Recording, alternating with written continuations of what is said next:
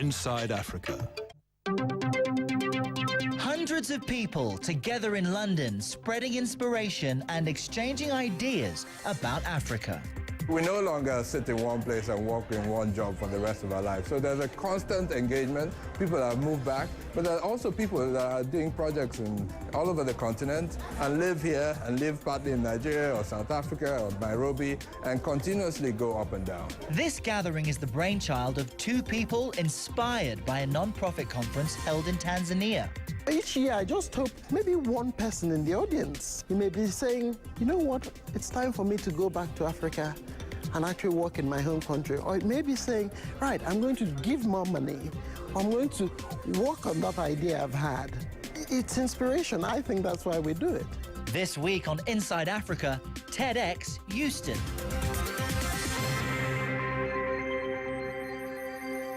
"29 years ago in California, a movement was born, a non-profit organization devoted to ideas worth spreading.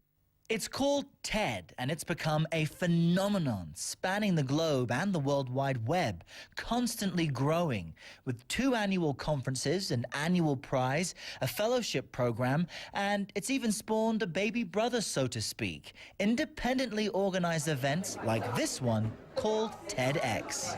So TED stands for Technology, Entertainment and Design, and started really as a conference in the States and was quite exclusive to a certain group of people that could attend such conferences. TEDxEuston is co-founder of TEDxEuston, an annual conference held in London. Its subject is Africa. Its object, to get Africans talking about their continent. Well, a few years ago, I think after the big TED conference held in Africa for the first time in Arusha, shortly after that, TED gave licenses out to members of the community to organize what they call TEDx events. So really, TEDx stands for an independently organized TED event. So really, we've put this together. TED lends us their licensing and some guidelines, and we put together an event around our community, and we've called this one TEDxEuston. Our community really is the African diaspora, living primarily in the UK, but around the world. We've got people attending from the States, from the rest of Europe, and we actually have quite a few Africans coming from the continent to London to attend this event. The African diaspora living in the UK is a really interesting group because, you know, we're Africans. We just happen to live here. And so we are reconnecting with the continent in lots of interesting ways. So this gives us an opportunity to listen to people that that inspire us, that their stories inspire us. And so we get inspiration from them and from the ideas they bring.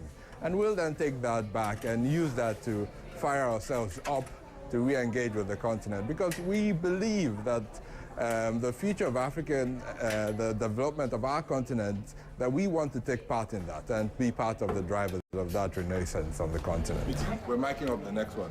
So as soon as Alpi starts, you take in the next speaker, take him into the room, mic him up, he comes out. As soon as this is the 4th one, yes. The conference has changed in an amazing way, but it's basically driven by the community. So when we started this, it was a one-day event. We really had no aspirations to go further. But the buzz in the room was amazing. And the other thing that's driven it is really, people have come up to us after the first one and offered to volunteer their services. They were so inspired, they wanted to contribute to the conference. So the team has grown and people have run with the ball. Because we all have full-time jobs and do lots of other things, but people just give up their time to put this together. So we planned this over a year. We say it's like planning your wedding every year. That's the amount of effort we put into it. And the product is what you'll see today. Joseph, have you got the timer screen ready? Yeah? Okay, have you tested it out? Just take it into the room, yeah, just take it in there and try it out, yes. Okay. My job is basically to coordinate this amazing group of people, but there's very little for me to do. There used to be a lot, and I used to put a lot of energy into it. I still do, but really it's driven by the team. And, you know, we assign each other tasks, and people run with it. And once in a while, I give someone a phone call and say, how are you doing? But, you know, the community has driven it. And you'll see today that I'm more relaxed than I've ever been at the TEDxEuston conference because of the team we've got. Good. Good. It's all coming together nicely. Excellent. All around, it's evident that volunteers are key to keeping this independently organized event afloat. Yeah, I'm one of the volunteers. I'm part of the social media team. So we've been creating the buzz online, social media, Twitter, Facebook, and all that, and getting people to register. And we're excited that more people raised. A lot of people couldn't even get the ticket because of the buzz we created online, and so it's exciting. I believe in the future of Africa, and it's so exciting to see Africans who have the same kind of mindset coming together to discuss about Africa and to actually let the world know that there's a lot of things in Africa that the world needs to know about, and I'm excited to be part of the team. I think it's nice to be involved in something like this. I think that ultimately intellectual capital is the greatest contribution we can give. And so if it's volunteering or organizing or, being a little part of, a number of things that happen to put the event together, I think it's useful and a, beneficial contribution, and I'm happy doing it. I don't know if you can say it's a TED story because everyone has a different story. Everyone is inspired or infected by something in a different way.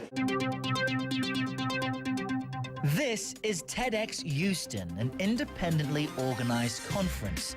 2012 was TEDxEuston's 4th year. When it began, only 30 people participated.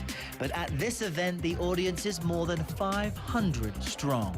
I came to TED because I am a part of the Nigerian diaspora, and I've been trying to look for ways to get back on the continent and, make a change. And so coming to TED was my opportunity to exchange ideas with like-minded individuals and see what I can do, what my contribution can be to come back to the continent. I'm very interested in African issues. I'm doing a PhD at the moment based in Nigeria. My research is in Nigeria.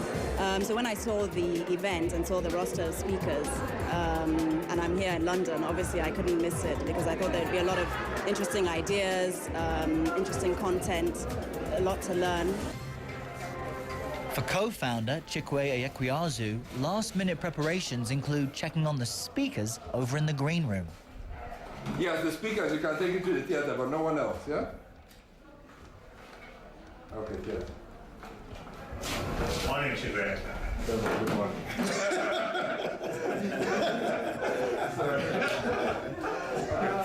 I thought I should just remind you that it's a good morning after all. Very nice to be here. Yes, we have. Yes.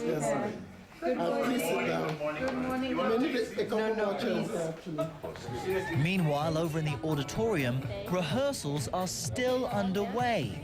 But time is quickly running out and tensions are rising. So remember, look, you got that side as well to play with things, remember? Time check, 15 minutes. Time check, 15 minutes.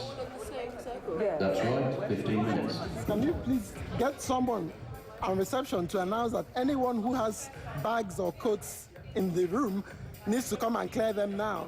Ike Anya is the other co-founding team member behind TEDxEuston.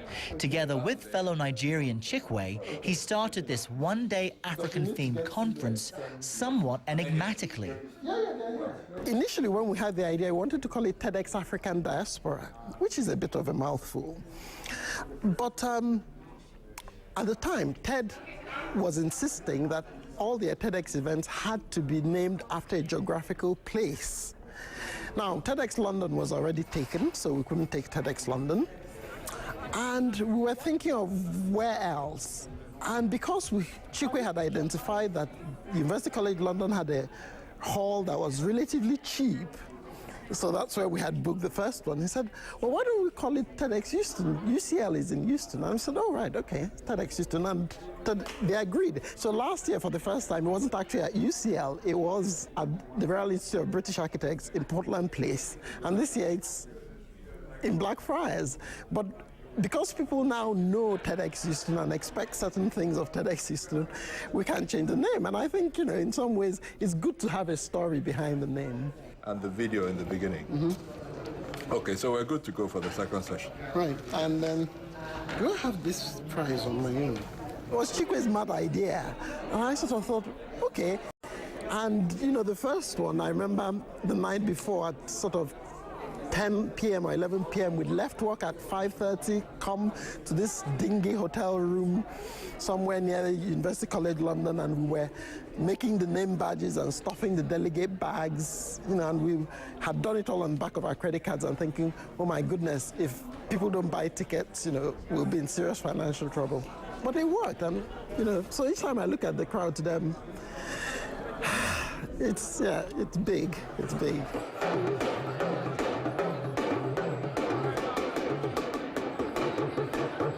Often people say, what do you get out of these conferences? Oh, there are far too many talk fests going on about Africa, and we should just move on to action. And I think, that's not the way we see it. For me, it was, in the way that when we went to Tanzania, Chikwe and I were inspired to start our Nigeria Health Watch blog and to start TEDxEuston.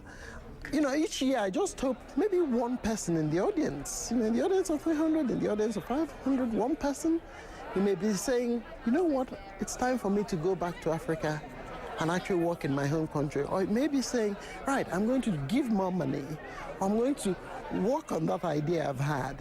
It's inspiration, and I think we will never be able to capture what the actual impact of TEDxEuston is. But, I think that's why we do it. We've had some really wonderful people who from 2009, in that little room at University College London were with us, and they're still with us today, year after year after year. And, each time when we're looking at the registration list and I see one of those names, I just sort of feel a little tug of gratitude about those people. Before, when the preceding speaker is going on, someone has to pick them up, take them to the speaker room, mic them up there. Okay, they're mic'd up in the speaker room. Yeah. In a way, TEDxEuston has grown really organically. So the first time, it was Chikwe and I and a couple of people, and then we've had more people join the team. We've now grown to a team of 16. We now have this huge community of people who are enthusiasts and volunteers and who work with us. And often they drive, we work a lot on feedback. So we analyze our feedback and we try to put that into the next event. And so I think it's what the TEDxEuston community wants that will happen next. I personally want this to continue. I want this voice. I think it's important to have this sort of forum, especially in London, where often debates about Africa happen, organized by people who are not African, mediated by people who are not African. And actually, I think it's lovely to have this as a forum where we're all African, all interested in Africa, and, getting our voices heard. Finally, the stage is set. The speakers are in place and the audience is ready. It's just a matter of inviting them in for the beginning of TEDxEuston.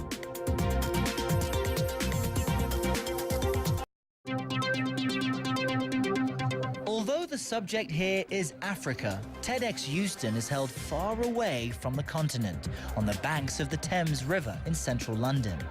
This city is home to more than 500,000 people of African descent, including many of the volunteers who help run this conference. Despite their background, though, everyone is assured of a full African welcome. My name is Ayan the First. And what are you doing here? Well, I'm going to open the show with the wonderful sound of my drum, which is called talking drum. In the olden days, in Africa, there wasn't any means of communication. And what the king and the queens used to do was to get the drummers. They would pass the messages on to the drummer, and the drummers would go to the town center or on top of the mountain and break the news to the people.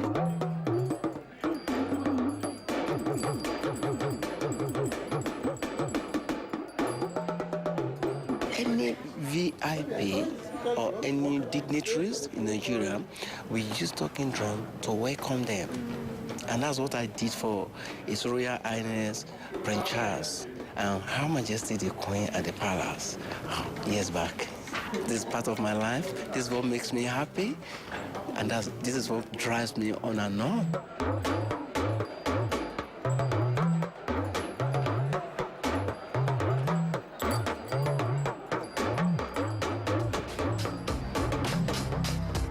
Finally, in a proud moment, TEDxEuston and Ike Anya share the stage to open the event they made possible.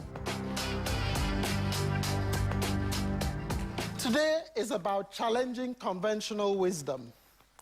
Challenging conventional wisdom requires knowledge, it requires courage, it requires resilience, but above all, it requires leadership. So welcome to the first session of TEDxEuston 2012, We Are All Leaders.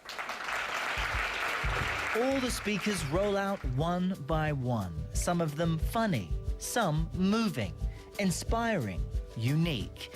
They all point back to the original TED mantra that started it all, to share ideas. One of the highlights of the day was South African Albie Sachs' riveting account of an attempt on his life while fighting against apartheid in his country. Suddenly, everything went dark. I knew something terrible was happening to me. If I was alive, I didn't know. If I was dead, I didn't know. And into the total obscurity, a voice came through. Albie, this is Ivo Garrido. You're in the Maputo Central Hospital. Your arm is in a lamentable condition. You have to face the future with courage. And into the darkness I said, what happened? And a woman's voice answered, it was a car bomb. I fainted, but into a joyous delirium. Every day, every night, freedom fighters are waiting. Will they come for me today? Will they come for me tonight? If they come for me, will I be brave? Will I get through? And they'd come for me and they'd try to kill me, and I'd survived. I felt fantastic.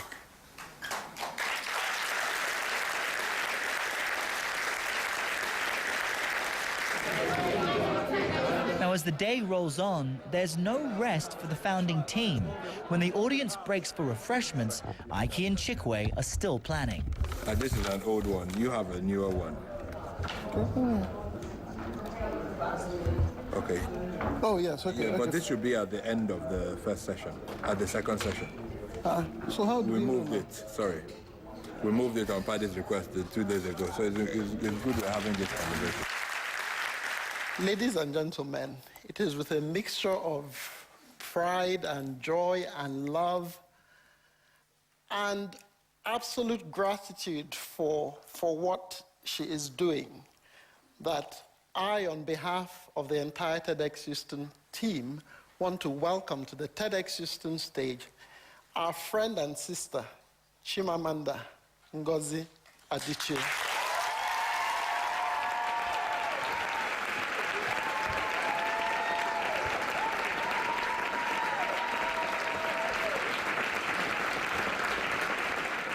While I was promoting the novel in Nigeria, a journalist, a nice, well-meaning man, told me he wanted to advise me. And for the Nigerians here, I'm sure we're all familiar with how quick our people are to give unsolicited advice. He told me that people were saying that my novel was feminist, and his advice to me, and he was shaking his head sadly as he spoke, was that I should never call myself a feminist because feminists are women who are unhappy because they cannot find husbands. So I decided to call myself a happy feminist. By the end of the day, everyone's a bit closer, united in a shared vision and a desire to make a difference. And everyone here seems inspired by the words and speeches that they've heard, like this one, which could have been written specifically for Chikwe and Ike. And the bigger the idea, and the bigger the challenge and the problem we confront, the more meaning we can create. But that doesn't come without a price. Sometimes that price is eye-scratchingly, bone-cracking, frustratingly hard. But it is also the best and maybe the only way to take that real road to changing the lives of others and in so doing, finally, ultimately, coming home to our truest self. As long as we don't forget to dance along the way. Thank you.